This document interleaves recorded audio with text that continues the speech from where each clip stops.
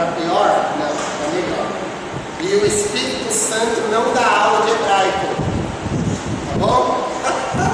O Espírito Santo não dá aula de grego. Você tem que correr atrás de aprender isso. Infelizmente ele não dá. Pastor, se eu não souber hermenêutica e exegese, as regras da pregação, se eu não estudar oratória, eu posso pregar? Pode. Você não pregou até hoje? Pode, sem nenhum problema. Só que a pregação existem níveis de pregação, tá bom? Tem um nível superficial e tem um nível de profundidade. Mas dá para pregar. E para salvar as almas, não precisa de hermenêutica, não precisa de exegese, não precisa de nada. Para pregar com qualidade, para ensinar a igreja, para elevar a igreja a um novo nível, é que precisa dessas qualidades. Eu quero que vocês tenham. Você vai assistir esse seminário essa manhã, e se você não tentar, se você não comprar as ferramentas, se não indicar, se você não tentar fazer, vai continuar a mesma coisa. Não vai adiantar nada para você. Mas eu sei que alguns vão fazer. Certo? É impossível. Eu até brinquei no estudo do Natal aqui. Sabendo que vai sair, a hora é agora. Aí olha, antes que escute o resto, e depois que ouvir o resto, aí não tem mais retorno. E hoje é a mesma coisa, hein? Ainda dá tempo de sair sem ouvir nada. Aí você não vai precisar fazer nada.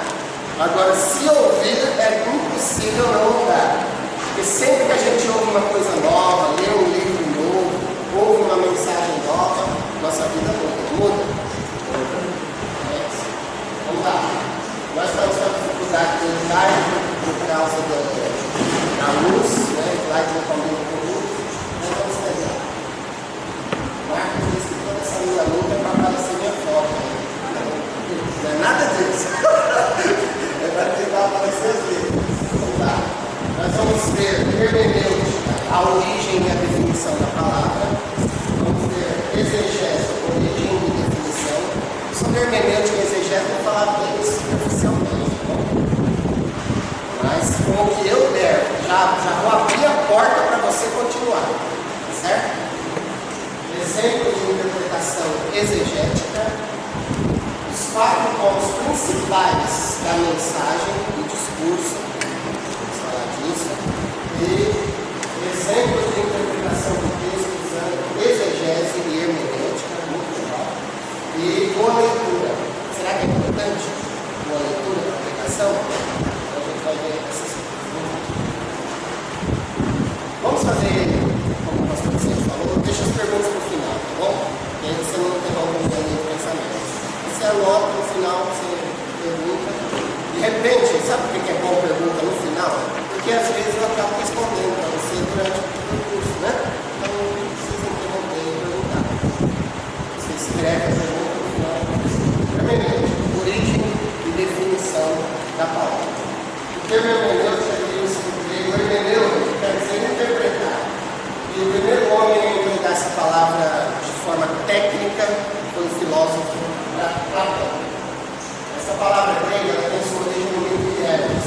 Hermes é o deus mensageiro da mitologia grega. E a palavra hermenêutica é uma palavra grega. Tá bom? Zeus, que é o supremo deus da mitologia grega, ele tinha uma divindade a seu serviço que se chamava Hermes. Quando Zeus precisava mandar uma mensagem para os homens, então ele usava Hermes, por isso é mitologia. Mas toda palavra do idioma grego, a maioria tem base lá na mitologia. Porque a mitologia é a vida do grego. Não tem como se desvencilhar disso. E até a nossa Bíblia, ela recebe palavras que às vezes tem base no idioma, na mitologia, etc. A Bíblia só não compactua com o idioma grego. Mas o costume grego, o idioma grego antigamente era como o inglês hoje. Esse é um idioma importante. Então, Hermes trazia a mensagem de Zeus, e quando os homens não entendiam a mensagem corrente, ele tinha que explicar, ele tinha que interpretar. Daí a palavra hermenêutica, que é a arte de interpretar isso. Bom, a hermenêutica é a ciência, então, que estabelece os princípios, leis e métodos de interpretação. Uma coisa importante para se falar agora é Bíblia, você não pode interpretar do jeito que você acha, do jeito que você quer.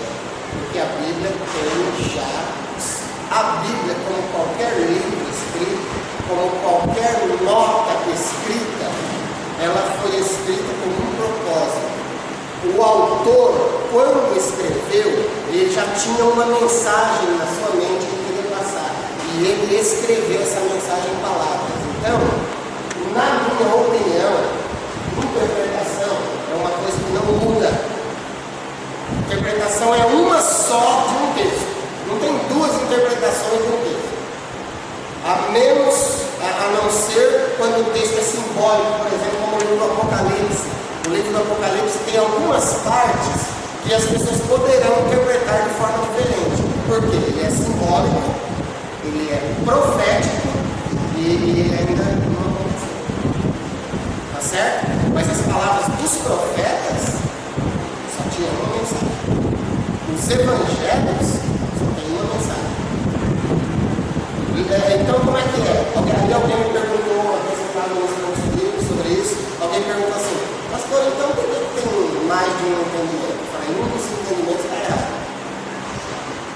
Porque só tem um entendimento na Escritura.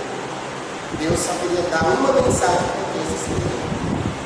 Porque Deus sabia o que estava falando, como estava falando, e usou as palavras exatas para transmitir. Certo? Vocês vão ver a lógica disso que eu estou falando. Eu falei que foi contigo. Todo mundo pegou o que é hermenêutica, a arte de interpretar textos. A origem da palavra. A origem está na mitologia grega, no nome do deus Hermes. A palavra é hermeneuta, quer dizer interpretar. E o deus, a divindade Hermes vinha trazer a mensagem, falar. Entendeu? Entendi. Então eu ia embora. Entendeu? Não entendi. Então eu ia melhorar as palavras para que aquela pessoa entendesse. É o que o pregador tem que fazer. Tá bom? É o que o pregador tem que fazer. Eu já estou com o cérebro meio impregnado de hermenêutica e exegese, aí quem não gosta de grego e hebraico passa mal comigo, né? E toda vez que eu vou pregar, eu sempre falo alguma coisinha, sempre interpreto alguma palavra, mas é sempre muito bom ir à origem da palavra. É sempre muito bom. A gente sempre acaba entendendo melhor aquilo que você está falando. Então vamos ver agora o que é exegese. Origem e definição da palavra. Etimologicamente, exegese significa trazer de dentro do texto para fora. Ou seja, tirar de dentro do texto o que realmente diz sem interferência externa. Uma nota importante é esse azul aí, ó, sem interferência externa. Por exemplo, eu pego o versículo da Bíblia quando eu estou fazendo uma interpretação exegética. Exegese é tirar de dentro do texto o que o texto está dizendo. Vou explicar daqui a pouco, mas quando a gente lê a Bíblia, a gente tem compreensão, percepção, interpretação e aplicação. Quando a gente lê a Bíblia, a gente tem uma compreensão do texto, que é a primeira compreensão que a gente tem. Mas aí quando a gente vai na hermenêutica, a compreensão pode mudar. E quando a gente vai na exegese, também pode mudar. E a forma de interpretação mais segura de qualquer texto se chama exegese, porque ela vai na palavra original. Quem não entende o idioma original não tem nem que discutir com essa pessoa.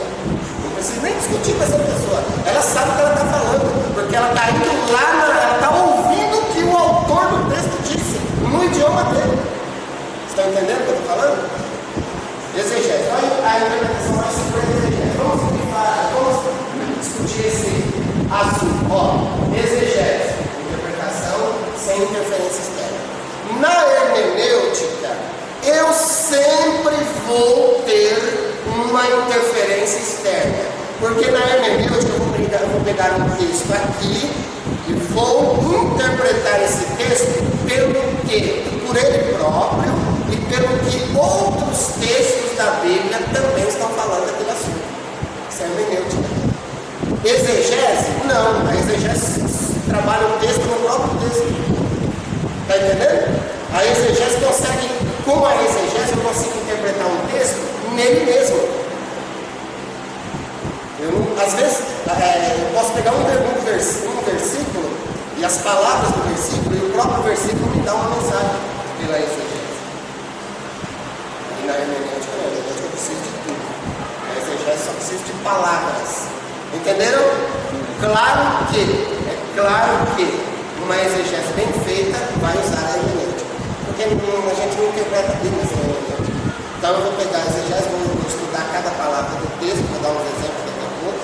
Aí depois que eu perceber o significado de cada palavra, aí eu saio dali e vou fazer uma hermenêutica, procurar o que mais a Bíblia fala daquilo, né?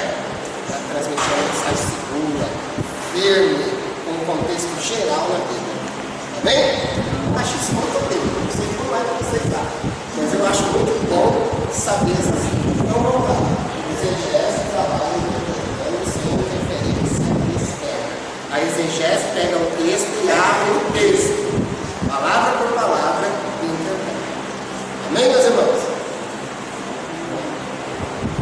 A exegese tem como objetivo tirar dúvidas que são sobre um texto específico, fazendo uso das línguas originais para dar clareza à interpretação que já está na Bíblia. Então, está lá, a Bíblia diz que tem um texto, cada texto já tem sua própria interpretação. Aí a exegese só vai clarear. Ontem mesmo eu estou pregando, tem um exemplo, né? Olha que interessante aquela fala de novo. E escondeu-se Adão e seu esposo da presença do Senhor. A palavra presença no hebraico, como eu falei ontem, é Shekinah. Shekinah é a presença de Deus. A presença de Deus completa. O Senhor aparecendo, Shekinah. Mas naquela escritura de Gênesis aparece o hebraico Panav. Panav é rosto. Então lá se refere ao rosto de Deus. Que eles se esconderam da face, eles estavam envergonhados de olhar para Deus. Olha como o texto fica muito claro quando a gente vai na exegese. Lá no original, eu não consigo ler ainda os caracteres hebraicos, eu só leio o hebraico transliterado, que são as letras hebraicas substituídas pelas nossas letras. Para a gente começar a ler hebraico, os caracteres hebraicos, tem que estudar bastante, né? Eu ainda não tive essa coragem, tenho preguiça. É muito complicado, né? É muita coisa para decorar. Mas só de saber o hebraico transliterado já dá para falar e já dá para ler. É legal, né? Existe Bíblia com hebraico transliterado. Eu vou colocar algumas frases de hebraico transliterado para vocês. Eu já pensei que dá para ler. Já precisa sair. Agora o difícil é esse, né? Então, no texto original aparece Panav. Panav é o rosto. Então, Adão e Eva, quando pecaram, não conseguiram olhar para Deus. Quando eu vou na exegese, eu consigo perceber a situação. Quando eu fico no superficial do nosso idioma, eu não consigo perceber muito a situação. Claro que nem todo o texto da Bíblia precisa de uma exegese, mas de uma hermenêutica, sim. Bom? A exegese, ela analisa uma determinada palavra inserida em um texto específico e vai ao mais profundo do seu significado. Vai à etimologia. É tudo que eu acabei de explicar. A exegese vai no fundamento da palavra. Etimologia é isso aí. Estudo da origem e informação das palavras. Termo, palavra. E a logia é estudo, certo? Então a etimologia e a exegese trabalham interligadas. Separam. Uma boa exegese leva em conta então a interpretação do texto com todo o seu contexto. Então sempre é importante ler o capítulo inteiro, mas eu vou me apegar nesse versículo. Vocês não já ouviram pregadores que leem meio versículo às vezes?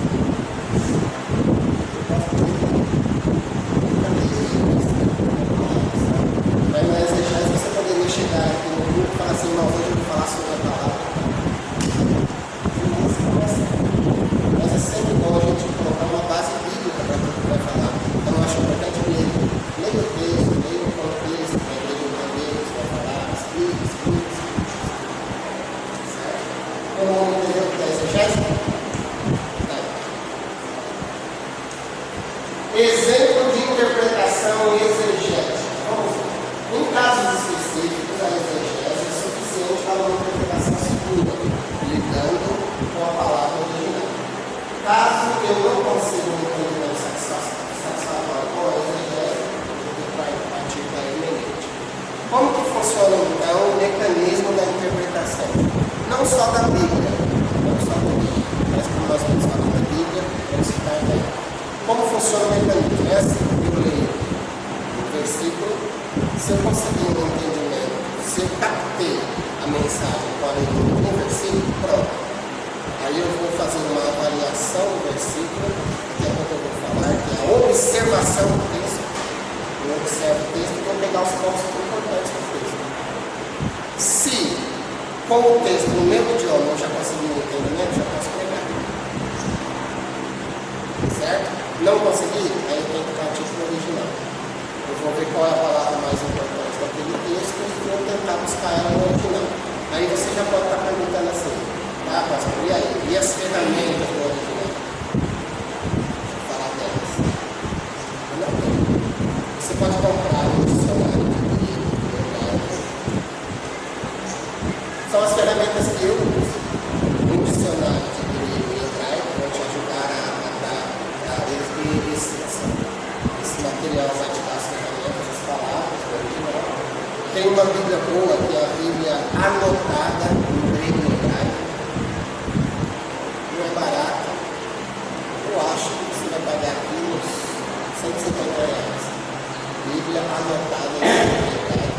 Ela traz em cada texto a palavra em português sublinhada. Aí você vai no final da Bíblia, tem ela em hebraico e em grego, explicando para você o que ela significa. Aí dá para você fazer exegese. Tá bom? As Bíblias de estudo que vocês carregam hoje, como Bíblia dele, Bíblia aplicada, Bíblia de estudo pentecostal e outras, trazem a Bíblia Vida Nova, não é muito mais comum, mas ainda existe a Bíblia Vida Nova, trazem notas exegéticas, ou seja, traz a palavra no original comentada lá embaixo. Aí você pega o texto, não entendi aqui, aí vai lá, vê o significado original, pronto, você já pode colocar no texto e fazer seu comentário. Então as Bíblias hoje estão facilitando a exegese dos textos. Então a gente não precisa estudar aí 4 anos de hebraico para falar fluentemente, para depois começar a fazer uma interpretação exegética. Está entendendo?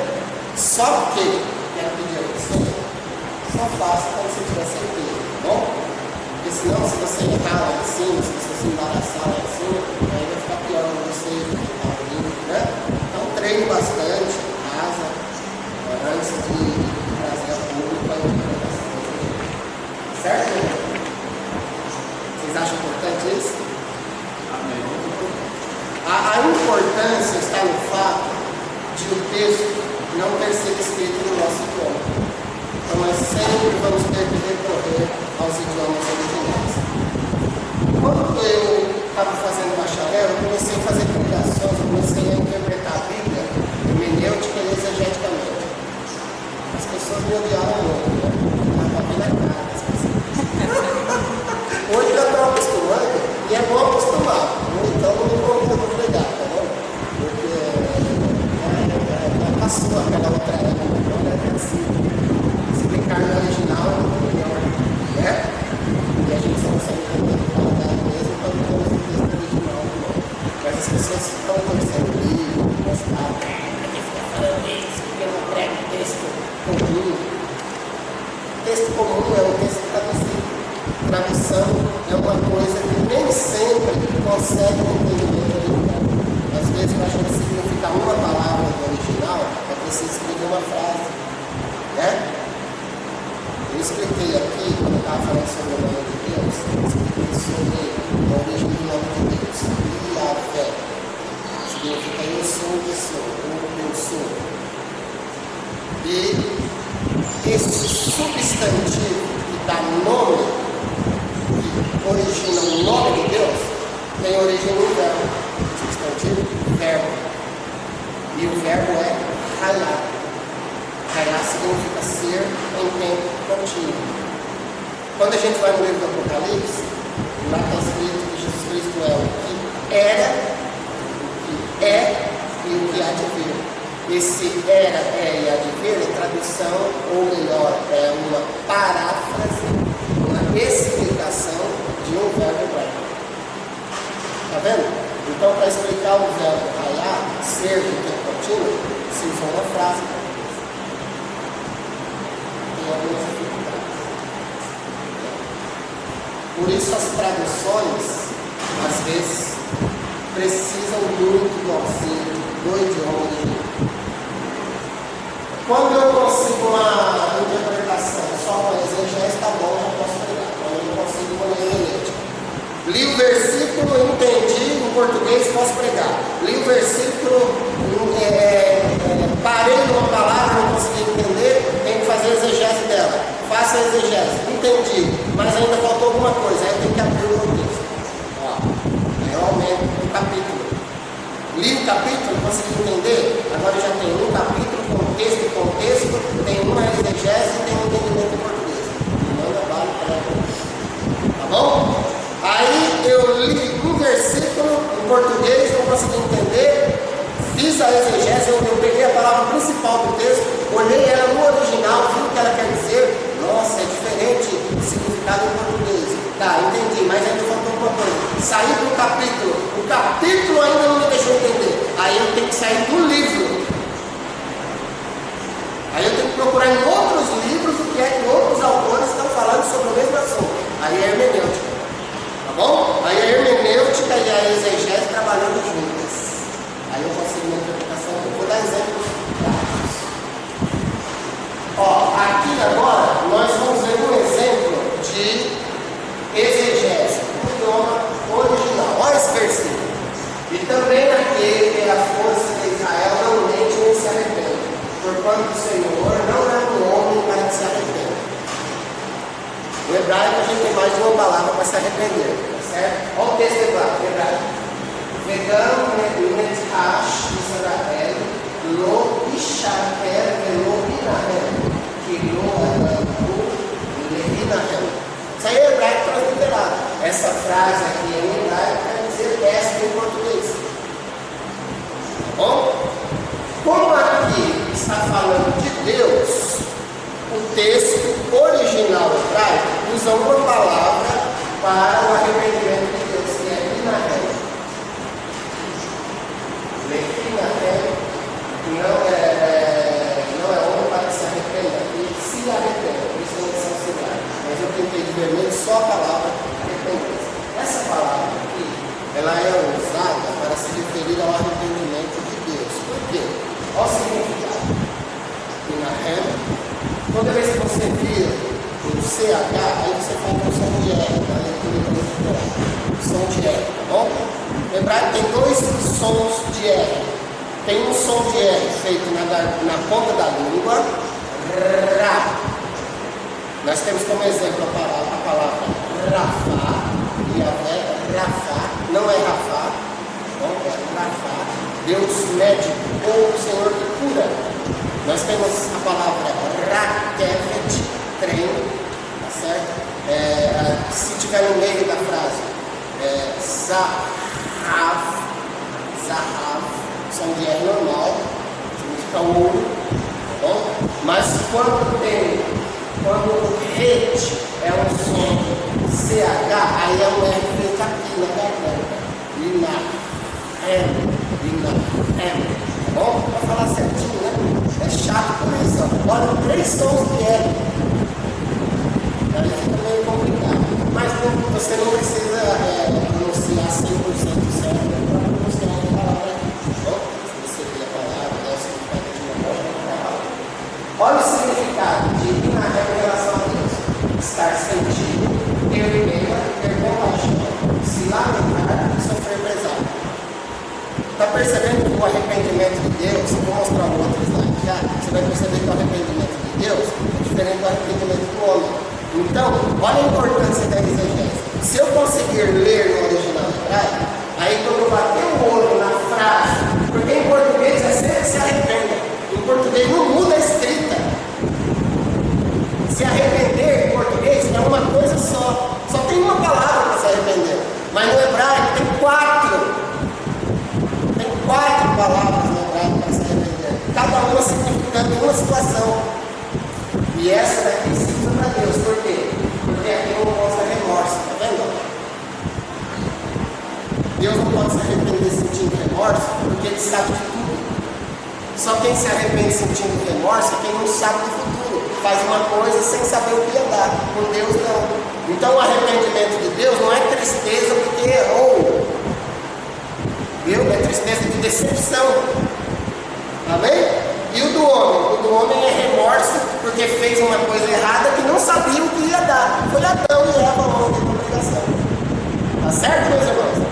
Exegese nos ajuda com isso. Vamos ver o contexto. E arrependeram-se os filhos de Israel acerca de Benjamim, seu irmão, e disseram: cortada é hoje de Israel uma tribo. Aqui, o verbo se arrependeu. É a mesma coisa do que a gente usou para Deus agora a gente está usando para homem. Como fica no hebraico? Vai na cama de leis,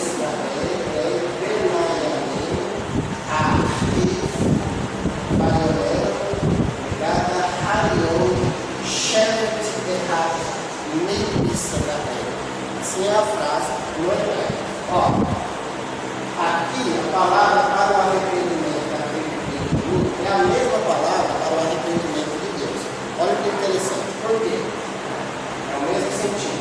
Porque Israel aqui, ele não está se arrependendo de um erro cometido, de um pecado cometido, mas está se entristecendo pela tribo de Israel. Então a palavra, ela pode ser a mesma que eu usei para Deus. Porque o arrependimento não é arrependimento de conversão, de volta para Deus, de arrependimento de pecado. Posso usar mesmo. Aí nós temos outro exemplo. Esse aqui agora vai mudar o sentido. Ó. Para que porventura o povo não se arrependa da terra, torne ao Egito. Aí aqui nós temos o hebraico narrando, poderia ser chuva também, na mesma frase. Significa o quê? Retornar, voltar, ir de volta, voltar a Deus. Chuva significa isso, arrepender, voltar-se do mal. E narrando significa estar arrependido, se arrepender e sentir remorso. Viu que mudou totalmente o sentido? Então no hebraico a gente já viu três palavras. Nós temos que significa simplesmente sentir pena, sentir pesar por ver uma situação que está errada. Essa é a palavra arrependimento que se usa para Deus. Porque Deus não erra, então ele não pode se arrepender com remorso. Amém? O homem erra. Então o arrependimento do homem é com remorso, com dor. Porque errou e não sabia que era. Então a palavra hebraica para o homem é outra palavra. Então quando eu estou fazendo a exegese, por exemplo, vou pregar sobre arrependimento, li o texto, aí como tem mais de uma palavra para arrependimento, seria muito bom se eu fosse no original e olhasse para ver o que está significando essa palavra arrependimento. É isso que é exegese. E aí eu não vou pregar errado. Está entendido? Teve uma vez que um jovem lá na nossa igreja em São Paulo foi fazer uma pregação no livro de Salmos. Eu até escrevi um artigo depois que eu conversei com ele. Está lá no site da IBRR de São Paulo. O nome do artigo é O Nome de Deus Não É Já. Então é interessante você ler. Aí depois procura lá. Aí o jovem me disse: pastor, eu vou pregar aqui nesse Salmo 64. Vou pregar aqui e vou falar que Deus é um Deus que opera agora, é um Deus que opera já, é um Deus que responde às nossas orações sem demorar, é um Deus que vive na eternidade, a gente vive no tempo, então ele não vai demorar para responder as nossas orações, para ele não está. Aí eu ouvi e falei: é melhor você pregar, é melhor eu não te falar nada. Aí eu falei: é que se eu for falar, eu vou acabar com toda a sua pregação. Então é melhor eu não falar. Porque se eu fosse falar, eu ia trabalhar com a exegese do texto dele. Tá certo?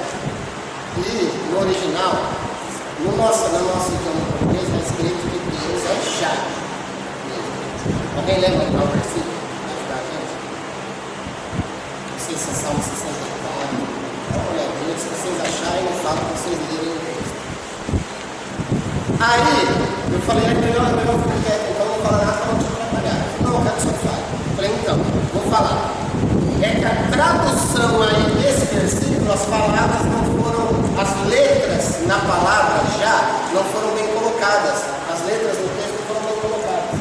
Eu expliquei, quem veio no seminário no nome de Deus vai entender perfeitamente o que eu estou falando aqui agora. No hebraico, no original, não existe J. Lembra que eu falei? Portanto, o nome de Deus não é Jeová, é Yahvé. Porque no lugar do J no hebraico é um Y. E na hora de transliterar é isso aqui, meu irmão. Pega a letra do idioma original e escreve com as letras do outro idioma, para que a pessoa do outro idioma possa ler, como eu estou lendo. Se você ler do jeito que eu estou lendo aqui, falando para um judeu, vai entender perfeitamente o que você está falando no idioma dele. Mas eu não sei ler o idioma dele, sei ler o idioma dele transliterado. Então, lá no original está escrito, porque o nome dele é Ia, a abreviação do nome de Yahvé. E aí, na hora que João Ferreira de Almeida foi traduzir o texto, ele fez uma transliteração com a letra J, em vez de fazer com a letra Y.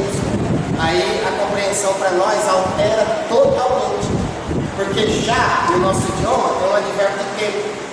Nesse sentido, o menino poderia pregar perfeitamente que Deus se faz agora, Deus opera agora, Deus não demora, tempo de Deus. Podia fazer o que ele quisesse. Mas aí na exegese não dá. Eu não posso pregar por você. Então o nome de Deus é Iá. Aí a pregação já ia mudar completamente. O nome de Deus é Iá. Iá, o Todo-Poderoso, aquele que sustenta tudo. O Eu Sou. Olha como muda totalmente a pregação. Por causa de uma exegese. Está vendo a importância da exegese? Então vale a pena você estudar um pouquinho, olhar os papéis, buscar um dicionário e tal, sempre com toda a segurança, certo? Eu te aconselho também que se a pregação for muito complicada, dá uma passadinha aqui no pastor antes, porque afinal de contas o púlpito é dele, né? Tá certo? O púlpito da igreja é do pastor, então dá uma passadinha por ele e fala, pastor, ó, eu pensei em pregar isso aqui, será? Esse ano eu vim pra cá e falei, Vicente, você tem que ter coragem. Deixa eu falar, esse ano. Porque as coisas que eu quero levar aí são complicadas, né? São muito difíceis, vai mudar a concepção da igreja. Eu já tinha pregado esse texto que eu falar, né? Então, graças a Deus. Alguém achou o salmo? Não, né? Então, deixa eu ver. Entenderam o que é uma exegese?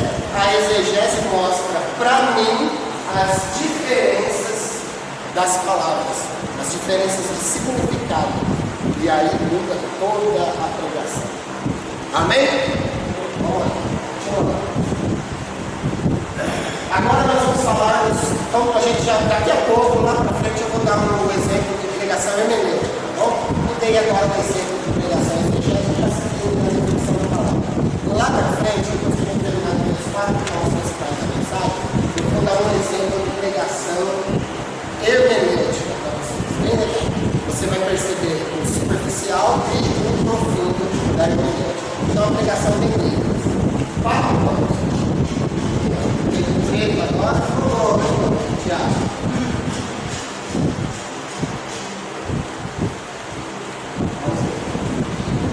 Nós temos a mensagem, eu peguei um versículo, um capítulo da Bíblia, li, e agora eu vou perceber 4 pontos da mensagem.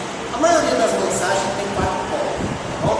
Exemplo, observação, vou ler o texto e observar. Vai ter interpretação, vai ter correlação e vai ter aplicação. Esses são os 4 pontos de uma mensagem. Toda mensagem tem isso. Definir cada um. Observação. O que é a observação? É o passo que nos leva a extrair do texto o que realmente descreve, levando também em conta a importância das declarações e o contexto. Então eu li o texto, aí eu observo o texto, eu vou ler, eu vou tentar perceber o tema daquele texto da Bíblia. O tema é diferente do título. O tema é um pensamento forte do versículo. O título de uma mensagem é só para chamar a atenção. O título que se coloca no título rigoroso assim para chamar a atenção.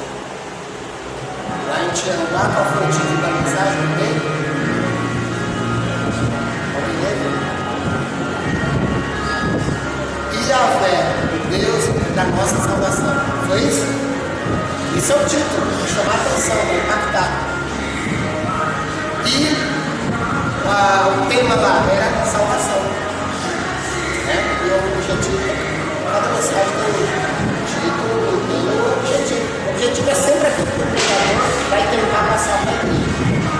Certo? Observação. Vamos ver um exemplo de observação.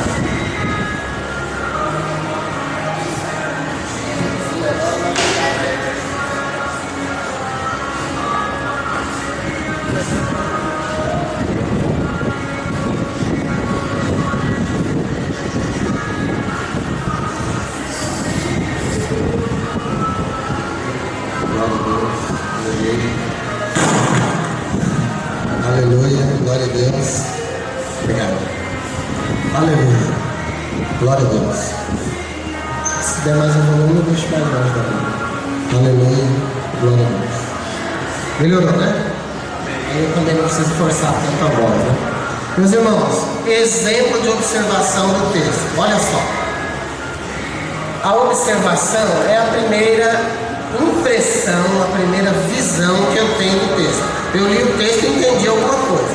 Aí olha só. Porque vamos pegar o Evangelho de São João 3,16, vamos fazer uma observação desse texto. Porque Deus amou o mundo de tal maneira que deu seu Filho unigênito para que todo aquele que nele crê não pereça, mas tenha a vida eterna. Eu grifei as partes importantes. Olha lá.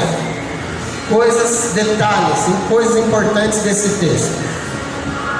Deus e seu Filho unigênito são os personagens do versículo que eu li. Estou fazendo uma observação no que eu li para depois eu comentar, tá bom?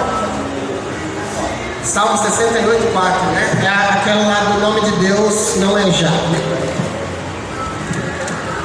Cantai a Deus, cantai louvores ao seu nome, louvai aquele que vai sobre os céus, pois o seu nome é já, exultai diante dele.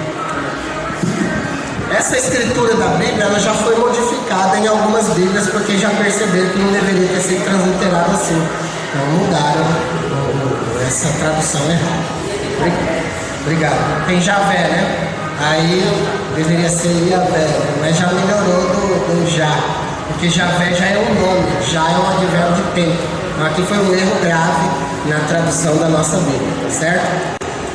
Observando o texto de João 3,16, nós vemos Deus e o Filho unigênito, nós vemos um verbo, está no passado aqui, Deus amou o mundo, aí a gente vê outro verbo, Deus deu seu Filho unigênito, a gente vê outro verbo, para que todo aquele que nele crer, eu coloquei no infinitivo, aqui está no presente contínuo, crer, não pereça, uma situação, se crer, não perece, e por último, uma recompensa, tem a vida eterna.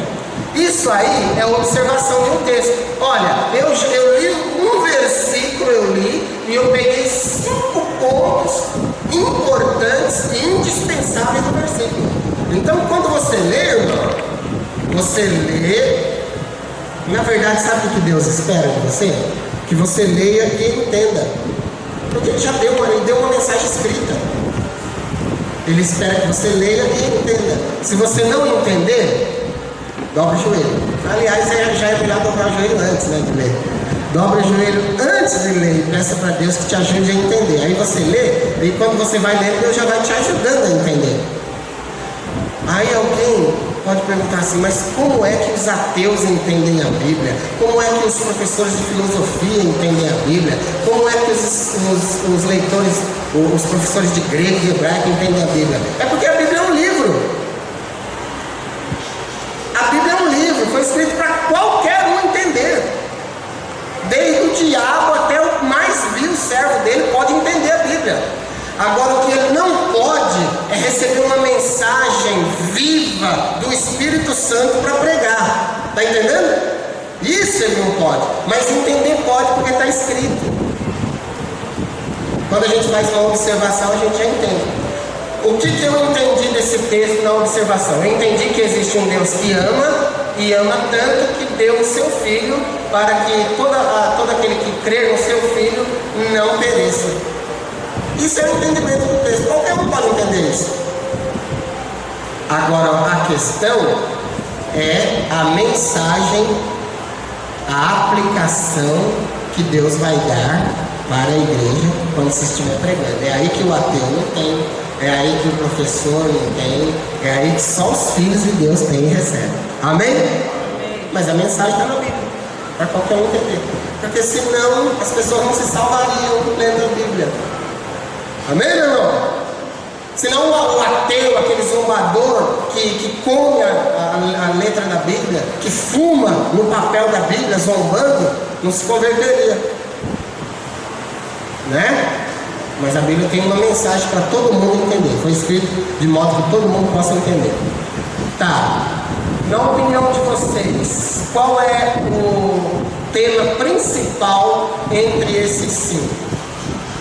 Pode olhar aí e alguém me fala. Menos o Felipe e o Vicente.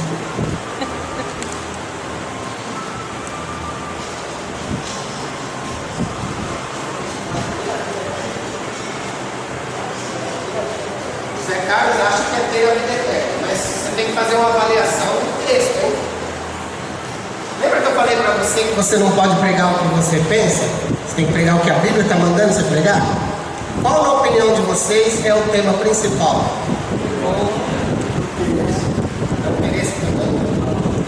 Amor de Deus, mais alguém? Crer. Amor. O tema principal é o amor de Deus. Vamos perceber o tema? Não é só porque ele vem na frente. Às vezes ele pode estar em último lugar, mas é o texto que vai dar o sentido. O texto é que vai revelar o tema. Não sou eu que revelo o tema. Não é você, é o próprio texto. Então a Bíblia, ela já tem a mensagem dela nela mesma. E ela não deixa a gente pregar o que quer. Tem que pregar o que ela quer. Amém?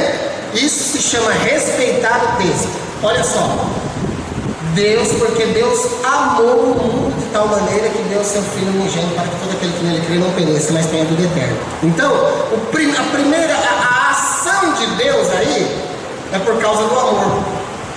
O envio de Jesus, o dar Jesus, é por causa do amor. Os homens têm que crer porque Deus amou e deu. O amor está sempre em primeiro lugar nesse texto. Os homens não vão perecer porque Deus os amou e deu. E a vida eterna será concedida pelo amor de Deus. Então o amor é sempre o tema principal nesse texto. Quando eu não vou pregar no tema principal, porque a gente não precisa pregar no tema principal, se não quiser. Mas eu acho e eu faço sempre. Eu dou uma explicação para a igreja. Eu falo, irmãos, o tema principal dessa leitura é tal, mas eu não vou falar dele hoje, eu vou falar desse outro aqui. Olha só, então o tema principal é amor. Dá para pregar aqui sobre amor de Deus, que é o principal tema e o primeiro. Dá para pregar sobre o dom de Deus, que é ter dado seu Filho. Dá para pregar sobre salvação, crer na salvação. Dá para pregar também sobre livramento do inferno, que é não perecer. E dá para falar também sobre salvação simples, ter a vida eterna. Mas o primeiro é assim, ó, um exemplo. Se você estivesse no Areópago, Atos capítulo 16. Se você estivesse no Areópago com Paulo e todos aqueles filósofos que estavam lá ouvindo Paulo, leia capítulo 16 de Atos. E o pessoal falasse assim, agora é o pastor Luiz Antônio que vai palestrar aqui para nós. E o versículo tema dele é João 3,16. Se eu subisse lá e falasse qualquer um desses outros temas, se não do amor de Deus, eles iam mandar eu descer, porque eu errei. O Areópago é uma banca, era uma banca, estou falando na linguagem do pessoal da faculdade, que examina o exposto do aluno.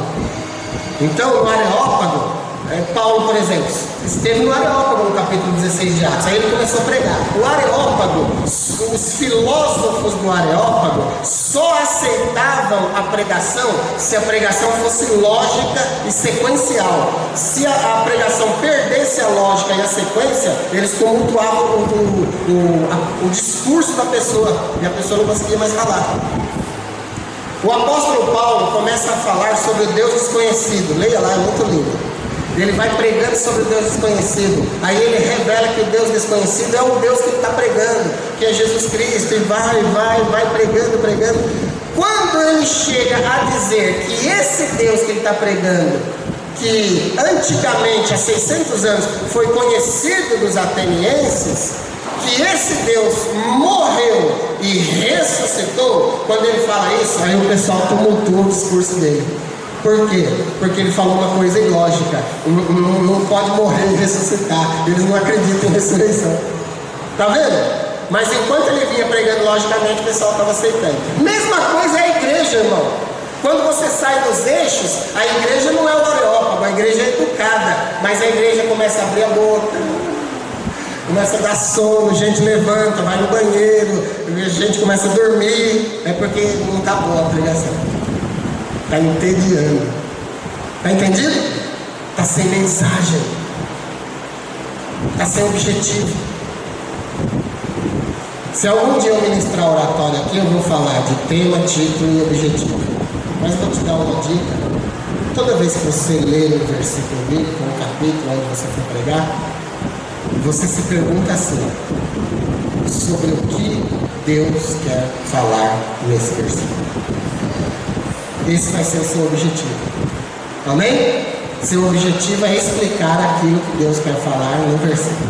Aí você tem que perceber isso durante a mensagem inteira. Tá bom? Foi o que eu fiz ontem aqui.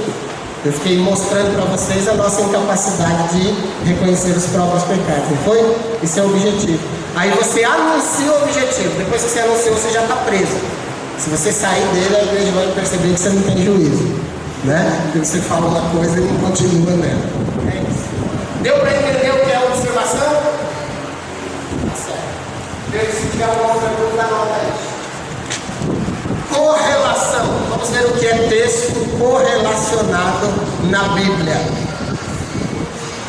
Correlação é o passo que nos leva a comparar narrativas ou mensagens de um fato escrito por vários autores, em épocas distintas até se for o caso, em que cada um narra o fato. Na correlação, a gente vai ver o mesmo texto em épocas diferentes, ou o mesmo texto na mesma época, mas narrado de forma diferente. E aí a gente vai relacionar, pega um texto lá, um texto aqui, e olha e fala assim: nossa, está falando da mesma coisa, então dá para pregar assim. Isso é correlação, tá bom?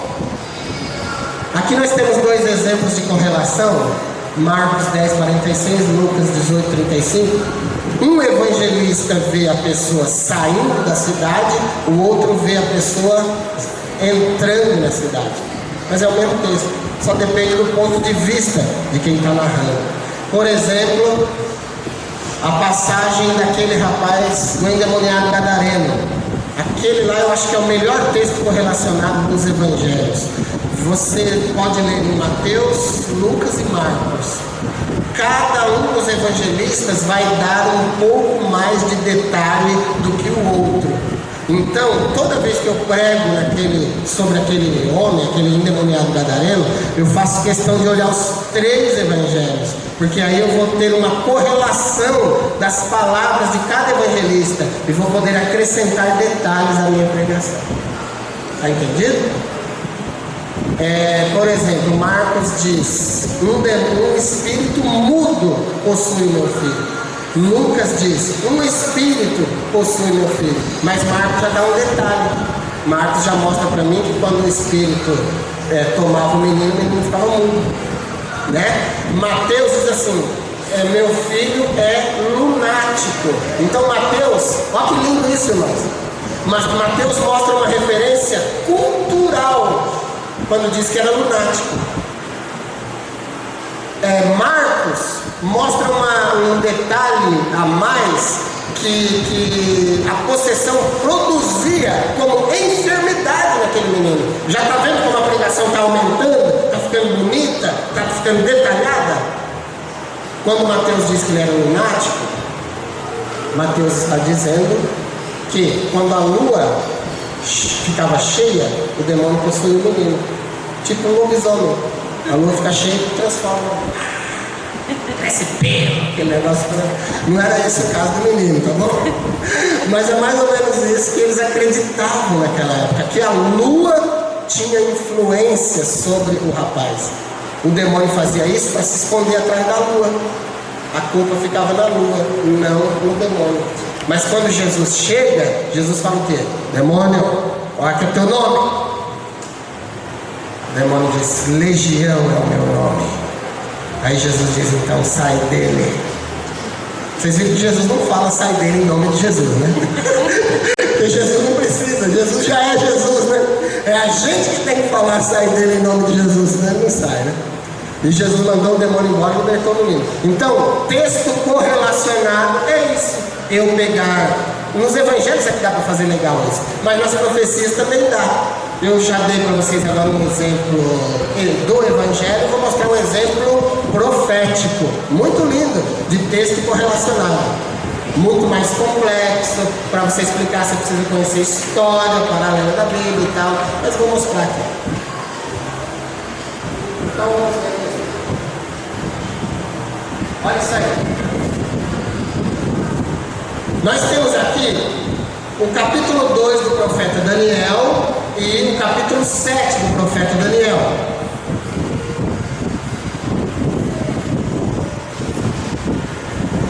Texto correlacionado. A cabeça de ouro da estátua do capítulo 2 é o leão do capítulo 7. E os dois representam o Império Babilônico. Percebeu a correlação? Forte, né? Aqui foi visto por um homem e aqui visto por outro homem. Isso é texto correlacionado. O peito de prata aqui e o urso, o peito de prata do 2 e o urso do capítulo 7 representam o Império Medo-Persa. Isso é texto correlacionado. Aí dá para eu pregar com muita clareza, usando os dois capítulos. O ventre e as coxas de cobre da estátua é igual ao leopardo de 4 asas e 4 cabeças, que representa a Grécia. Olha a correlação. E tem uma certa distância de tempo de um para o outro. Tá bom, meus irmãos? Eu poderia ainda ter colocado aqui, aumentado o slide, e ter ido na visão de João Batista, por exemplo. João Evangelista. Porque João Evangelista também teve visão sobre isso. Então eu posso ter 3 escalas de correlação, falando da mesma coisa. Aí a pregação vai ficando mais fácil. As pernas de ferro da estátua e o animal feroz com 10 chifres, representam o Império Romano. Aqui já é Apocalipse. Olha a distância de Daniel para Apocalipse. Mas Apocalipse tem essa mesma visão e Daniel 7 também tem essa mesma visão. Então aqui já abriu o leque para 3, para uma relação tríplice da mesma coisa, da mesma profecia. E eu tenho os pés de ferro da estátua, que é a mesma coisa que a besta com 7 cabeças lá do Apocalipse. 7 cabeças e 10 chifres. Isso é texto correlacionado. Deu para entender? Então é legal fazer isso, é importante fazer isso. Agora, como que eu vou começar a fazer isso? Quando é que eu vou ter capacidade para começar a fazer isso? Quando você estiver lendo a Bíblia de verdade. Tá bom? Porque tem gente que nem lê a Bíblia. Agora, quando a gente começa a ler a Bíblia mesmo, empreitar, falar, vou ler a Bíblia inteira. Eu vou ler uma vez como livro. Depois vou ler outra vez observando coisas. Depois vou ler outra vez meditando. Vai lendo, irmão. Aí você começa a enxergar coisas na Bíblia. Ó, para de ficar escorado aí nos rodapés da Bíblia, hein? Pregador preguiçoso, né? Que nem lê a Bíblia, às vezes já vai direto no rodapé da Bíblia. Não é assim não. A mensagem está no texto da Bíblia. O rodapé ajuda muito, sim. Se você perguntar para mim se eu leio rodapé de Bíblia, todos. Tá bom? O senhor lê livro para auxiliar o seu conhecimento? Todos os que eu puder. O senhor lê artigos? Tudo que eu puder. Eu já li tanto, meu Deus, cara. Eu precisei ler 100 páginas uma vez para descobrir uma resposta. Quando eu descobri a resposta, eu percebi que eu já sabia a resposta. É porque a grafia estava diferente, estava escrito diferente na pergunta que eu estava estudando. Aí li 100 páginas em espanhol, né? Não gosto de espanhol, para descobrir alguma resposta. Quando eu descobri, eu vi que eu já sabia. Mas como a grafia estava diferente, eu não tinha certeza. Aí precisei ler. Então tem que ler, tá bom? Leia, leia, leia, leia, leia. Assim que a gente aprende. Tá claro o que é texto correlacionado? Claro?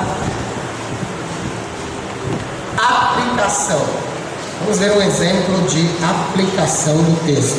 Eu acho isso aqui muito legal. Não é todo mundo que concorda com isso aqui. Se você não concordar, não tem problema, mas vai continuar sendo assim, tá bom? Porque é assim. Às vezes alguém fala, eu não concordo, tá bom, mas continua sendo. Não acredito no diabo, continua existindo. Não acredito em Deus, Deus continua existindo.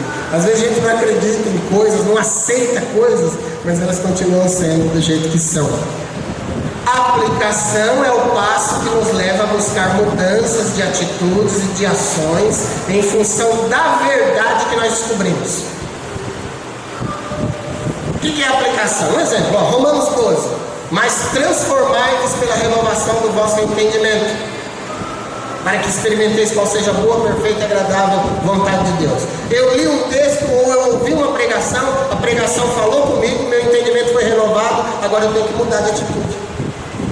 A aplicação do texto faz isso com a gente. Não adianta, o irmão de Jesus, Tiago, disse que não adianta ser ouvinte da palavra, tem que ser praticante. O praticante é aquele que aplica o entendimento da Bíblia na sua vida. É obrigação do pregador. Olha. Quer ser pregador, irmão? Você não quer fácil? Subir lá em cima do púlpito e falar o que quiser falar é fácil. Ser pregador com responsabilidade é difícil. Se você quiser ser, eu te incentivo, mas tem que ser com responsabilidade. Ó, a obrigação do pregador.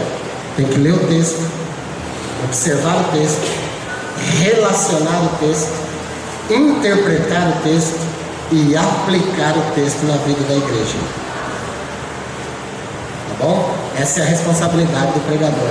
Os 4 passos na mensagem. Esses passos têm que ser dados. Vamos ver uma coisa. Compreensão e interpretação. Todo mundo já viu esse versículo, né? A palavra de Deus se renova a cada manhã. Será que é a palavra de Deus que se renova a cada manhã?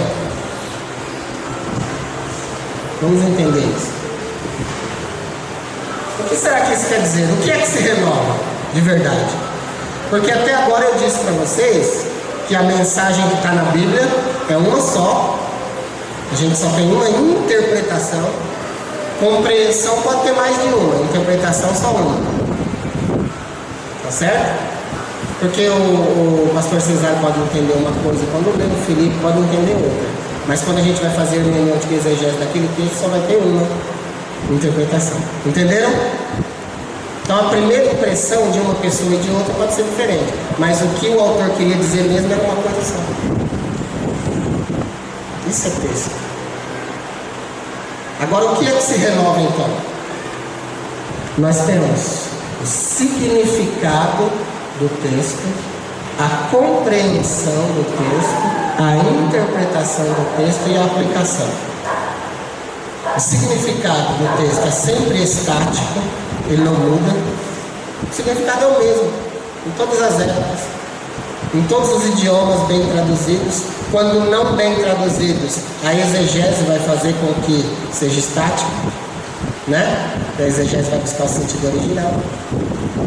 A compreensão pode ser variada, tá bom? Olha, olha um exemplo. Eu perguntei aqui, aí o José Carlos falou assim, o tema principal aí não pereça? Vida eterna. Vida eterna. A irmã, amor, falou que era amor. O jovem lá disse que era amor. Como é seu nome? Josiel. Diz que é amor. Vocês estão vendo que a compreensão pode variar? Aí quando eu fui explicar para vocês o texto, uma avaliação da língua portuguesa da frase, nós descobrimos que é amor, não é? Então tem um significado estático que não muda. Eu posso tentar, a interpretação também é estática, eu posso tentar uma aplicação. Aí a aplicação é diferente, a aplicação varia. Olha só, vê se você consegue pegar a lógica disso aqui. A palavra de Deus se renova a cada manhã. Mas toda vez que você vai olhar o versículo, não é sempre o mesmo versículo? É sempre o mesmo versículo. Se todo dia de manhã eu for fazer a exegese daquele versículo, é sempre a mesma coisa. Se todo dia de manhã eu for fazer a hermenêutica daquele versículo, é sempre a mesma coisa. Agora, quando eu oro e falo, Senhor, eu quero pregar hoje na tua igreja isso aqui, me dá uma palavra. Quando a gente fala, me dá a palavra na tua igreja, é a aplicação. Então o que muda no texto, o que muda, o que se renova, é sempre a aplicação que o Espírito Santo vai dar cada dia. Amém? O texto é sempre o mesmo, agora a aplicação vai ser diferente. Porque a aplicação pode mudar toda manhã, mas o texto é igual. Tá bom, meus irmãos? É importante entender isso. Então aqui a gente tem um exemplo prático de aplicação. A aplicação, você mesmo às vezes, por sua experiência de vida, pode dar, mas é sempre melhor ouvir o Espírito Santo falar sobre que aplicação dá. Tá bom?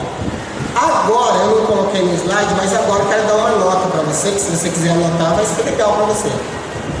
Quando eu aprendi, eu escrevi um artigo também, que está no nosso, está lá no ibrr.wordpress de São Paulo. Logos ou rema, são duas palavras gregas. Logos é a palavra escrita, rema, R-H-E-M-A, rema é a palavra que Deus está falando agora ali em cima do corpo. Em outro sentido, rema é a aplicação do Logos. Rema é a inspiração que Deus está dando no momento. Tá bom? Se você for na internet, se você ler alguns livros, talvez você ouça algum entendido de grego dizer que não tem diferença. Mas tem diferença. Logos e rema tem diferença. Tem diferença na prática. Se você for no dicionário de grego, se você pegar um dicionário de grego, eu tenho um pequenininho aí na minha pasta, mas ele não tem palavra rema, senão eu ia te mostrar. Você pega um dicionário de grego, aí você vai lá, logos, palavra, rema, palavra. Só que na prática a aplicação das duas é diferente. Tá bom? É por isso que o professor de grego disse que é a mesma coisa, que não tem diferença. Mas na prática tem diferença. Deu para entender bem isso aqui? O que muda é a aplicação. O que renova então é a aplicação, o sentido que Deus está dando agora, a lição que Deus quer ensinar, melhor dizendo, é que vai mudando cada manhã, ou cada vez que você lê a Bíblia, ou dependendo da situação de vida que você está vivendo, o Espírito Santo vai falar uma coisa diferente para você, a aplicação. Sobre compreensão ainda, deixa eu ver, é a percepção primeiro que você tem no texto, vamos ver, tá. Um exemplo de compreensão, Lucas capítulo 1. Aqui eu vou dar o exemplo, acho que eu vou usar 3 slides aqui, se não falha a memória, e é agora que eu vou dar um exemplo de interpretação hermenêutica junto com a interpretação exegética de um texto. Vocês vão ver como fica tão bonito quando a gente consegue fazer isso. Aqui é a compreensão simples, a primeira impressão que eu tenho do texto que eu leio. Olha lá. E disse-lhe então o anjo: Maria, não temas, porque achaste graça diante de Deus, e eis que em teu ventre conceberás e darás à luz um filho, e pôr-lhe-ás o nome de Jesus. E este será grande, será chamado Filho do Altíssimo, e o Senhor Deus lhe dará o trono de Davi, seu pai. Aqui, quando eu leio isso, eu tenho uma compreensão daquilo que eu li. São os destaques que estão em vermelho e azul.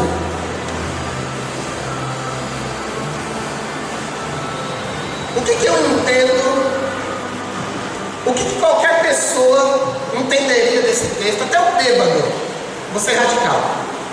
Até o bêbado que sabe ler. O cara é bêbado, está drogado, está louco. Aí ele pega a Bíblia, lê, ele é capaz de entender o que está escrito ali. Ele só não é capaz de entender o que está por trás do texto. Mas o que está no texto, ele entende. Isso é compreensão. Eu até brinco, não sei se eu já brinquei assim aqui. Falo assim, eu vou explicar para você e você vai entender. Porque eu estou falando em português. Né? Então se eu estou falando no seu idioma, você vai entender. Agora, entender, compreender, interpretar são coisas totalmente diferentes. Né? Olha isso. O que eu entendo? Estamos falando de compreensão. A primeira impressão que eu tenho de um texto. Eu entendo que tem uma mulher chamada Maria, que achou graça diante de Deus, que ficou grávida e teria um filho cujo nome teria que ser Jesus. Estou entendendo o texto. Está no meu idioma. E eu consigo entender também que esse filho será grande, não em tamanho. Agora aí para saber se é em tamanho ou não, já fica mais difícil. Se eu entender que grande é gadol do hebraico, aí eu já entendo que é grande em riqueza, pompa, importância e tudo mais. Tá bom? Não só em tamanho, altura. Tá vendo? Então quando a exegese entra, ela já entra limpando o texto. Ela já entra enxugando todo o entendimento do texto, levando você a entender de melhor maneira o texto. Tá bom? Mas eu vou entender que ele será grande, será chamado Filho do Altíssimo, e o trono de Davi, seu pai, será dele. Para eu entender que Davi é pai de Jesus já fica difícil também, a menos que eu entenda de cultura hebraica. É ou não é? Uma vez alguém ligou para mim e falou: pastor, não está entendendo um negócio aqui. Por que Jesus é filho de Davi? Ele não era filho de José? Ele é filho de José. Mas por que a Bíblia diz que ele é filho de Davi? É porque os judeus contam genealogia. E Davi está na genealogia de Jesus. Acho que umas 14 gerações antes. Mas é chamado pai, porque ele está na genealogia. Está entendido? Está aí. Jesus também é raiz de Jessé. Jessé também está na genealogia. Então a gente precisa de cultura, precisa de um monte de coisa para entender a Bíblia com categoria. Deu para entender o que é compreensão? Compreensão é o que o texto está falando ali, que eu consigo entender no meu idioma. Vamos lá. O que tem aqui? A interpretação deve ser conduzida dentro do contexto, isso aí já falei. Mais alguma coisa sobre interpretação aqui, vamos ver aqui. Interpretação. Na interpretação, a informação está sempre além do texto e será preciso recorrer a duas ferramentas, que é a exegese e a hermenêutica. Olha só, nós não acabamos de ver agora percepção do texto, compreensão do texto. Na compreensão, o entendimento do texto está claro ali no texto. Não foi por isso que eu falei até radicalmente, até o bêbado consegue entender? Porque quando se fala de compreensão do texto, a mensagem está ali na cara. E eu não entendi agora há pouco que era uma mulher chamada Maria, que ficou grávida. Aí só que eu não tenho detalhe se é de Deus, se é de um homem. É só a compreensão do que eu estou lendo. E isso estamos falando de uma pessoa que nunca leu o texto. Vocês já sabem que é de Deus, porque vocês andam com a Bíblia, vocês já são crentes há 1000 anos, né? Mas vamos falar de uma pessoa que nunca pegou o texto. Ela vai ler, ela vai entender alguma coisa. Isso é compreensão. E para interpretar, que é algo mais profundo do que compreender. Entenda agora o que quer dizer informação além do texto. Onde é que está escrito? Aqui, ó. Na interpretação, a informação, na maioria dos casos, está além do texto, está fora do texto. E na interpretação, vou precisar de duas ferramentas importantes: hermenêutica e exegese. Vamos ver um exemplo? Vamos lá. O verdadeiro pregador prega assim, né? Com exegese, hermenêutica, compreensão, interpretação, do jeito que eu estou ensinando para vocês. Quero que vocês sejam pregadores de qualidade, tá bom? Façam coisa com qualidade. O mesmo texto, darás a luz a um filho, o mesmo texto que a gente viu na compreensão, a gente vai ver agora na interpretação. E vocês vão ver como ele fica diferente, como ele fica profundo, quando a gente usa as ferramentas. Olha lá, Lucas 1,31. Eu vou dividir o versículo, os versículos 31 e 32 em 4 partes, tá bom? Para a gente fazer uma interpretação do texto. Não é mais compreensão agora. A gente já entendeu quando leu. Agora a gente vai fazer uma interpretação. Vamos lá. Eis que em teu ventre conceberás e darás à luz um filho. Só na palavra um filho eu consigo entender um monte de coisas. Veja bem, não é uma mulher? Maria não é uma mulher, não é um ser humano? Ela é uma mulher, é humana.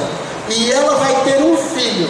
Se ela vai ter um filho, aí pelo contexto hermenêutico dos profetas, dos evangelhos e cartas apostolares e tudo mais, eu sei que esse filho é filho de Deus também. Mas só pela palavra um filho de uma mulher eu consigo enxergar a parte humana de Jesus. Sim ou não? Ó, eu já estou interpretando. Eu já estou indo além do texto. Isso é interpretação. Eu posso acrescentar: Jesus então é homem. É homem por quê? Porque ele é filho de uma mulher. Olha aí a interpretação, o que faz, meu irmão? Ela abre o leque de compreensão. Você está entendendo o que eu estou falando? Bonito. Aí começa a acrescentar coisas. Aí a hermenêutica, ó, trabalhando. Começa a acrescentar coisas. Porque há um só Deus e um só mediador entre Deus e o homem, Jesus Cristo, homem. Agora eu estou começando a acrescentar versículos que vão provar o que eu estou expondo, que Jesus é homem. Qual é a base? A base é só a afirmação de um filho, filho de mulher, então é homem. Não está ficando bonito? E a interpretação está fora do texto lido. A compreensão está aqui, a interpretação está fora. Eu tenho que buscar coisa fora para entender. O nome disso é hermenêutica. Buscando o texto no contexto, mas fora do texto. Né? Legal. Vamos acrescentar mais um? E é que essa precariedade aí, não dá nem para ler a letra, é porque o meu computador só tem conexão HDMI, que é de alta resolução. E o projetor, ele só tem conexão VGA, que é essa azulzinha. Aí eu liguei o adaptador. Quando eu ligo o adaptador, a qualidade cai. Por isso que fica ruim assim. Mas se fosse na conexão certa dele, às vezes ficaria perfeito. Mas a gente vai tentando ler, né? E achado na forma de homem, humilhou-se a si mesmo, humilhou-se a si mesmo, sendo obediente até a morte e morte de cruz. Ó, achado na forma de homem. Eu estou pegando Filipenses 2 para provar hermeneuticamente que Jesus é homem, que ele é um filho de homem. Mas eu posso ainda, dentro dessa hermenêutica aqui, fazer uma exegese aqui. Quer ver aonde? Ó, e sendo achado na forma de homem. Essa palavra forma, no grego, é morfo. Morfo é a forma física de alguma coisa. Tá vendo? Você já estudou e você conhece a palavra metamorfose. Sim ou não? Metamorfose é transformação da forma. Então, morfo no grego é forma. Então, Jesus assume a forma humana de corpo mesmo. Poderia partir daí, esticar mais um pouquinho lá no Salmo, capítulo 4. Corpo me preparaste. Pronto. Fechei a exegese com a hermenêutica. Aí eu volto aqui de novo e continuo batalhando aqui. Está entendendo o que quer interpretar? Eu já estou ficando emocionado. E vocês? Aleluia! Eu já estou empolgado de ver isso aí. Isso é interpretar o texto. A compreensão da interpretação não está no texto que eu li, está fora dele.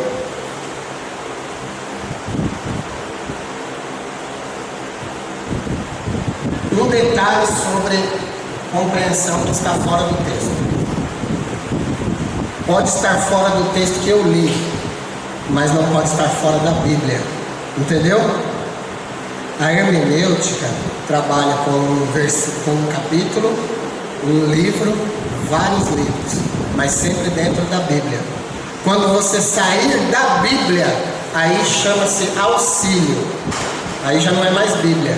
Aí você como pregador tem a obrigação de avisar a igreja que não é mais Bíblia. É complemento. Complementação, né, irmãos? Tá bom? Aí você tem que avisar. Ó, irmãos, isso aqui agora é do Talmud. Isso aqui agora é do conceito da teologia tal. Isso aqui é cultura tal. Tem que referenciar. Vocês lembram quando eu dei o estudo do Natal aqui? Que eu coloquei lá, enciclopédia Barça, enciclopédia britânica, palavra de origens, palavra de não sei quem, palavra de não sei quem. Eu tenho que dizer de onde eu estou puxando aquilo lá. Porque o ouvinte não pode confundir coisas humanas com coisas divinas. Amém? Crítica. Nós vamos editar depois. Está gravando? Vamos editar essa parte. Tem que editar, hein? Corta! Você que vai editar aí, corta. Tem que cortar essa parte. O pastor judeu, diz que é judeu, não sei se é. Yosef Akiva, quem conhece? Pregou nos Gideões já algumas vezes. Ele é mestre em colocar coisas do Talmud como se fosse coisas da Bíblia. Tem uma mensagem dele que ele está descrevendo a arca da aliança, e daí ele sai da Bíblia e vai para o Talmud, que é a tradição dos judeus, e começa a falar de coisas da arca na tradição como se estivesse no texto bíblico, e ele não avisa ninguém. Eu sei porque eu conheço. Aí meus sobrinhos, um monte de meninos da igreja, cheguei e falei, não gente, pode parar com isso aí não é Bíblia. Não está na Bíblia isso aí é Talmud. Não pode pregar isso como se fosse Bíblia. Agora, o púlpito dos Gideões não é uma igreja. Lá é um púlpito missionário. Lá ninguém está lá para ficar corrigindo, limpando mensagem de pregador, não. Que lá é para fazer dinheiro para missão. O senhor é contra o trabalho do pastor Cezino Bernardino? Não.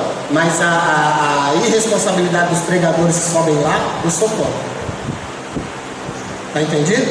Então, toda vez que você for falar alguma coisa que não é bíblica, você tem que avisar a igreja.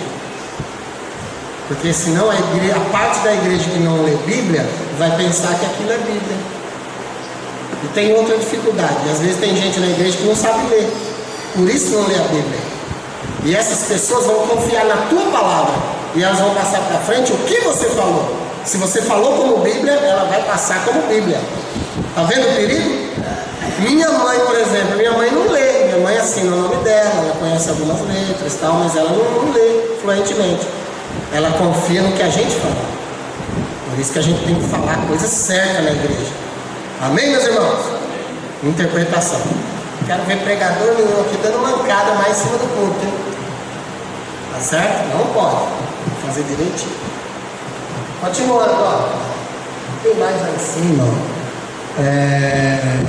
Filho do homem, deixa eu ver. Eu nem conseguindo ler direito. Vamos para a próxima. Ó, Lucas 1,31. Lucas 1,31, ainda na segunda parte do versículo. Estamos fazendo uma interpretação. e por-lhe-ás o nome de Jesus. Se você não souber a informação exegética do nome de Jesus, se você não conhecer a etimologia do nome de Jesus, não dá para continuar, pode parar aí e ir para frente. Mas se você souber, aí já melhora. Aí eu posso dizer que Jesus é servo. Por quê? Vamos ver o texto. Como Jesus, ele se mostra servo, né? E assume o nome de Yeshua, que significa Salvador. Por que eu posso dizer só pelo nome de Jesus? Só pelo nome de Jesus. Eu vou no original, o nome original é Yeshua. Yeshua significa Salvador. Como Salvador, ele vem nos servir. Ele vem nos dar salvação. E ele mesmo falou no contexto da vida dele, ele disse assim, porque o Filho do Homem não veio para ser servido, mas para servir. Sim ou não? Toda essa inferência textual, toda essa dedução, está só no nome dele, Yeshua, que é Salvador. Vamos ver o que está aqui. Aqui é a explicação do nome Yeshua. E por-lhe-ás o nome de Jesus, porque ele salvará o seu povo dos seus pecados. Quando vem do português, no português está escrito, ele se chamará Jesus. Aí, o resto do versículo vai explicar o que significa o nome Jesus. Aquele que salva o povo do pecado. No original, porque Yeshua no original é uma palavra. Pode ir no dicionário de hebraico, está lá, Yeshua, Salvador. Está vendo? Mas no nosso idioma carece uma interpretação. Continuando para terminar. Agora o versículo 32. Ó, eu dividi o versículo 31 em duas partes e já consegui uma interpretação bem profunda, né? Descobri que Jesus é homem por causa da expressão filho. Descobri que ele é servo por causa do nome dele. Agora no 32, Filho do Altíssimo. Como Filho do Altíssimo, ele passa de homem para Deus. Tá vendo? Aqui ele é filho de uma mulher, de Maria. Estou fazendo interpretação. A informação está sempre além do texto. Aqui ele é filho de homem, então ele é homem. Aqui ele é filho do Altíssimo, então ele é Deus. Olha como a interpretação diferente da compreensão abre muito mais o leque de interpretação. Como filho do Altíssimo, que está escrito, ele é perfeitamente Deus e nos mostra que também por ele nós temos filiação com Deus. Então a interpretação é uma coisa mais profunda. Aí tem mais versículos ali, ó. No princípio era o verbo estava com Deus, e o verbo era Deus. Se é filho do Altíssimo, tem a mesma natureza de Deus, então é Deus. Aí eu posso começar a relacionar versículos, ó. E porque sois filhos, filhos de Deus. Cadê? Deixa eu ver aqui. E porque sois filhos de Deus, Deus lhes enviou aos nossos corações o Espírito do seu Filho que clama Abba Pai. E aí a gente vai atrelando versículos que vão dando entendimento para nós. Aqui ele é homem, provei que ele é homem. Aqui ele é servo, provei que ele é servo. Provei por etimologia e por versículos. Aqui ele é filho do Altíssimo. Eu reivindico a natureza de Deus nele. Jesus é perfeitamente Deus, perfeitamente homem.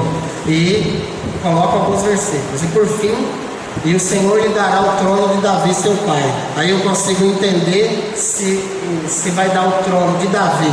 Aí eu vou lá atrás, hermenêutica, vou lá atrás, observo a vida de Davi, vejo que Davi era rei. Se Deus vai dar o trono de Davi para Jesus, então Jesus é rei. Amém? Pela expressão trono de Davi, eu descubro que Jesus é rei. Aí eu posso observar os reis magos, por exemplo, que passam, não é esse versículo aqui, mas eu posso colocar os reis magos, quando vêm visitar Jesus, eles perguntam assim: onde é que nasceu aquele que é chamado Rei dos Judeus? Está vendo? Isso é interpretação, não está no texto que eu li, está na Bíblia. Aí eu tenho que fazer hermenêutica da Bíblia para descobrir o sentido do versículo que eu estou lendo. Percebeu que dá para falar 1 hora em 2 versículos? Dá para falar sem torcer o texto? Dá para falar sem criar nada no texto? Deixar a Bíblia explicar a Bíblia? Eu não consigo falar coisas minhas nas minhas pregações, eu só falo da Bíblia. Você já deve ter percebido. Quando eu quero falar de mim, eu dou uma pausa na Bíblia e falo de mim. Mas eu deixo a Bíblia explicar a própria Bíblia. Essas são ferramentas de interpretação. Vocês podem aprender tudo isso. Ficou claro o que é interpretação? É por isso que eu digo para vocês que a interpretação, você não pode ter uma e eu ter outra. Interpretação é uma só. Compreensão de um texto pode ser mais de uma, e aplicação também pode ser mais de uma. Agora, interpretação não, é uma só. Aí quem tem outras, um dos dois está errado. Tem 2 pessoas, um teve uma interpretação, outro teve outra, aí eu já não acho legal não. É meu modo de ver. Leitura. Para terminar, vou terminar agora aqui o seminário. Será que leitura é importante? A boa leitura é primordial, irmão. Você tem que ler respeitando a pontuação, tá bom? Aí são os pontos, a pontuação, alguns exemplos de pontuação no nosso idioma. O ponto final tem que respeitar, ler dando a parada certa no ponto final, o ponto de interrogação, fazendo pergunta, ler entonando a voz para fazer pergunta, quando for uma pergunta. E o Senhor Deus vem procurando Adão e Eva no jardim, chega e diz: Adão, onde estás? Onde estás, Adão? Interrogação. Na leitura você tem que dar o tom de interrogação. Aliás, você deveria ler do jeito que se fala, né? Do jeito que fala. Você pode até dar uma interpretadinha na leitura se você quiser. Agora tem gente que às vezes pega a Bíblia para ler e vira robô. Quando pega a Bíblia, vira um robô. Porque Deus amou o mundo de tal maneira que não. E isso é treinamento, tá bom? Não estou zombando de ninguém. Isso é treinamento. Você pode treinar a ler. Se você sabe ler, você pode melhorar a sua leitura até ficar fluente a leitura. Certo? Para ler fluentemente, ler como se estivesse falando. E como que eu faço isso, pastor? Lendo, até cansar. Você vai treinar, tá bom? Eu odeio quem lê falando, mas para você treinar a leitura, você lê falando, lê se ouvindo, você já vai corrigindo a fala também, tá bom? Mas aí você se tranca num quarto, tá bom? Se tranca num quarto à prova de som e fica lendo lá dentro para ninguém ficar te ouvindo, senão as pessoas vão querer te apedrejar. Ouvir quem lê, né? Bem, né? Ouvir quem lê bem. Ouvir quem lê bem também ajuda muito, tá bom? Então leitura é muito importante. Vamos fazer um teste aqui? A vírgula. A presença da vírgula significa uma pausa. Por exemplo, ó, como você lê isso daí? Lê para mim. Isso. Não espere. Eu dei uma pausa na vírgula. E aí, como está escrito? Não espere. Mudou a frase, não mudou?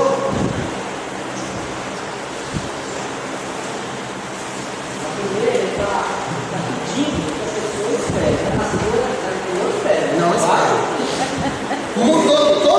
Mudou totalmente o sentido da frase eu ter comido a vírgula. Então quando você está lendo ali que você desaparece com a vírgula, ou você não respeita a vírgula, você muda o sentido da leitura. Então tem que respeitar a vírgula. Ela pode ser primeiro a gente, ó, tem uma piadinha. Aí quanto que é aí? 23,50, né?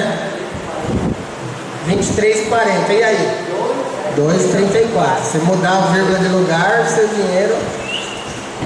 Então, cuidado com a vírgula, hein? Vamos ver outro exemplo. A vírgula pode criar heróis. Isso só ele resolve.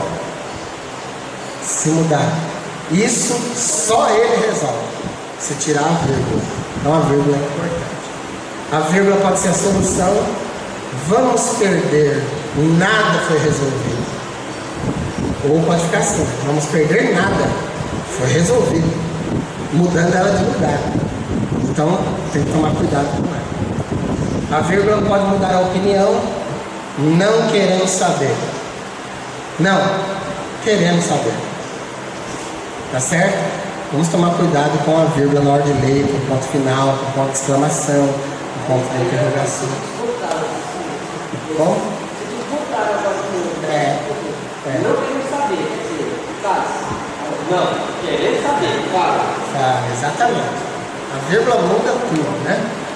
A vírgula pode condenar ou salvar.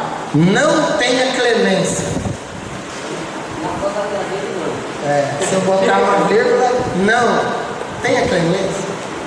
Até o ponto de exclamação é para fazer uma leitura admirada. Não tenha clemência. Você se admira quando tem um ponto de exclamação. Ou você exclama, sentindo o que está falando. Por aí vai. Aí a gente aprende a ler legalzinho, né? Agora aqui um teste. Eu quero que vocês coloquem a vírgula onde quiser para a gente ver como fica essa frase. Alguém se habilita? Se o homem soubesse o valor de uma mulher, daria... Fala onde eu coloco a vírgula. Fala onde eu Depois de coloco. mulher. Depois de mulher? Vamos ver como fica. As mulheres sempre colocam depois de mulher. Aí, se o homem soubesse o valor que tem a mulher, andaria de 4 a 5 minutos. É uma mulher falando.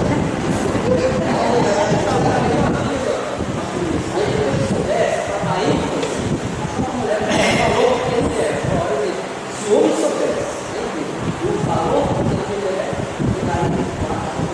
Mas ainda vai permanecer sentido dela. Agora, se a gente mudar para outro lugar, você pode colocar aqui, por exemplo. Olha lá. Se o homem soubesse o valor que tem, a mulher daria de 4 a 5 quando a gente muda a vírgula, a gente muda o sentido da frase, né? A primeira é melhor, né, irmão? Para nós, essa daqui é melhor, né? O homem sempre coloca a vírgula aqui, depois de tem. Então vamos aprender a ler direitinho, vamos treinar a leitura, tá bom? Irmão, você não pode pegar a Bíblia só quando vem para a igreja. É bom pegar ela em casa. É bom ler. Pode ler outros livros, tá bom? Aí tem gente que gasta tanto tempo aí na televisão, no Facebook, no computador, perdendo tempo. Poderia estar lendo, né? Como o pastor Vicente falou, ouvir quem lê bem também vai ajudar a gente a ler bem. Quando você conhece as regras de pontuação, você lendo, você já treina muito. Quando você não conhece as regras de pontuação, ouvir outra pessoa lendo vai te ajudar bastante. Certo?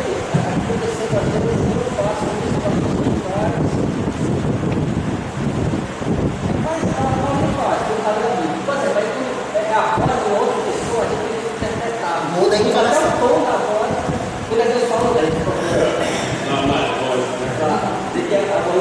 Muito bem, eu também faço isso, você já deve ter percebido.